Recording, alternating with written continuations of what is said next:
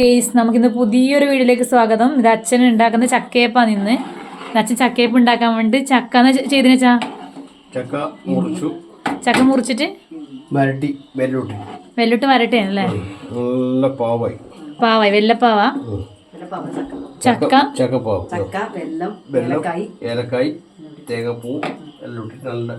പാകായി അല്ലേ.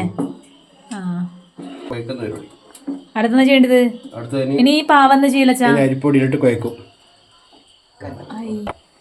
നമ്മളെ ചക്കക്കൂട്ട് റെഡി അല്ലേ. ചക്കയപ്പത്തിന് ചക്കക്കൂട്ടുതാ അമ്മ അരിപ്പൊടിയിലേക്ക് എടുത്ത് ഒഴിക്കുമെന്ന്. എന്താ ചക്കയപ്പത്തിന്റെ കൂട്ട് അമ്മ അത് അരിപ്പൊടിയിലേക്ക് എടുത്ത് ഒഴിച്ചിട്ടുണ്ട്. ഇനി ഇതൊന്ന് കുഴച്ചെടുക്കണം. അച്ഛൻ കുഴക്കുമല്ലോ ചാ.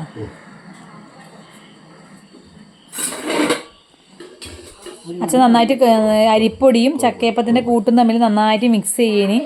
കൈ കൊണ്ട് തന്നെ നല്ലോണം മിക്സ് ചെയ്തെടുക്കണം, അല്ലെങ്കിൽ അത് സെറ്റാവൂല. അതുകൊണ്ട് അച്ഛൻ കൈ കൊണ്ട് തന്നെ നന്നായിട്ട് മിക്സ് ചെയ്തെടുക്കുന്നത്. ഞാൻ മിക്സ് ചെയ്തെടുക്കുന്നത് കാണിച്ചു തരാം.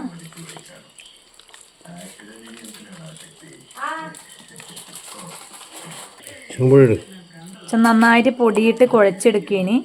ആ ഒന്ന് സെറ്റാവാൻ വേണ്ടിയിട്ട് ആ ഒരു പൊടിയും ആ ഒരു നമ്മളെ ചക്കേൻ്റെ ആ ഒരു മിശ്രിതം കൂടെ ഒന്ന് സെറ്റ് ആവണം. അതിന് വേണ്ടിയിട്ടാണ് ഇങ്ങനെ കുഴച്ചെടുക്കുന്നത്. അതിനൊരു പാകമുണ്ട്. ആ ചക്കയപ്പത്തിൻ്റെ ഒരു പാകത്തിന് വേണ്ടി ഇങ്ങനെ കുഴച്ചെടുക്കുന്നത്. ചക്കയപ്പത്തിലിടാൻ നമുക്ക് കുറച്ച് കടിക്കാൻ രസത്തിന് വേണ്ടി നമ്മൾ തേങ്ങാക്കൊത്ത് റെഡിയാക്കിയാണ് അച്ഛൻ. കൊട്ടത്തേങ്ങ അല്ലേ വെച്ചാൽ നല്ലത്.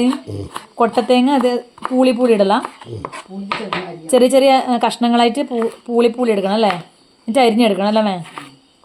ചില ചക്കയപ്പം തിന്നുമ്പോൾ ജസ്റ്റ് ഇടയ്ക്കിടയ്ക്ക് കടിക്കാൻ വേണ്ടിയിട്ടാണ് ഇങ്ങനെ ചെയ്യുന്നത്.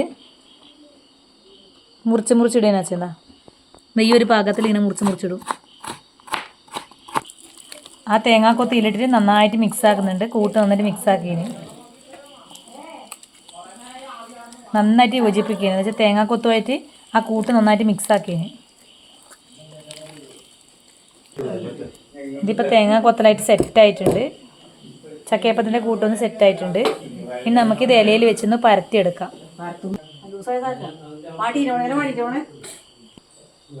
അതിനായിട്ട് വാട്ടി ഇല എടുത്തിട്ടുണ്ട്. നന്നായിട്ട് ചെറുങ്ങനെ ഒന്ന് ജസ്റ്റ് ഒന്ന് വാട്ടി എടുത്തിട്ടുണ്ട്. അമ്മ അതിലേക്ക് ഈ ചക്കയപ്പത്തിൻ്റെ കൂട്ട് അതിലിട്ടിട്ട് ജസ്റ്റ് 4 വെച്ച് ഫോൾഡ് ചെയ്യല്ലേ ചേച്ചി.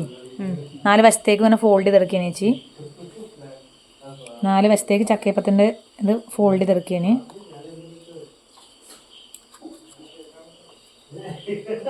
ഇത്രയും പണിയിലും ഉണ്ടതാ. 4 വശത്തേക്ക് ഫോൾഡ് ചെയ്തെടുത്തിട്ടുണ്ടതാ. ഇങ്ങനെ ചക്കയപ്പം ഫോൾഡ് ചെയ്തെടുക്കുക. അങ്ങനെ ഓരോ ഇലയിലേക്കും കൂട്ടിട്ടിട്ട് ചേച്ചി 4 വശത്തേക്ക് കൂടെ ഫോൾഡ് ചെയ്തെടുക്കുകയാണ്. ജസ്റ്റ് പരത്തൊന്നുമില്ല, ജസ്റ്റ് ഒന്ന് ഫോൾഡ് ചെയ്തെടുക്കുന്നത് വെച്ചാൽ ആ ചക്കയപ്പത്തിൻ്റെ ഇലയൊന്ന് ഫോൾഡ് ചെയ്തെടുക്കുന്നത് മാത്രമേ ഉള്ളൂ. അപ്പോൾ ഓരോ ഇലയിലും ഓരോ രീതിയിൽ